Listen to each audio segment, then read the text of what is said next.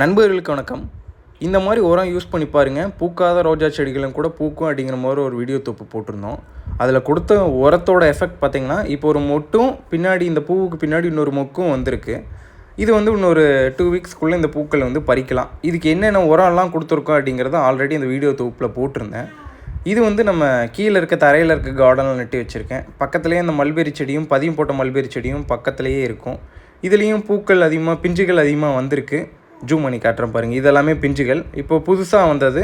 பதியம் போட்டு நட்டு வச்சு இதுவும் ஒரு 2 வீக்ஸ் தான் ஆகுது. 2 வீக்ஸ்லேயே நல்லா பிஞ்சுகள் வந்திருக்கு. ரோஜா செடிகளை எப்படி மெயின்டைன் பண்ணுறது, எந்த மாதிரியெல்லாம் உரம் கொடுக்கறது அப்படிங்கிறத ஆல்ரெடி நம்ம ஒரு வீடியோவில் அப்லோட் பண்ணியிருக்கோம் நம்ம யூடியூப் சேனலில். அந்த வீடியோவோட லிங்க்கை ரிலேட்டட் வீடியோஸில் நான் ஆட் பண்ணுறேன். இல்லாட்டினா ஃபஸ்ட் கமெண்ட்டில் ஆட் பண்ணி வைக்கிறேன். வேணுங்கிறவங்க போய் பாருங்கள். அடுத்த வீடியோவில் ரோஜா செடிகளை எப்படி நடவு பண்ணுறோம், அதுக்கு எந்த மாதிரியெல்லாம் மண் கலவையை ரெடி பண்ணுறோம் அப்படிங்கிற வீடியோ தொகுப்பாக இருக்கும்.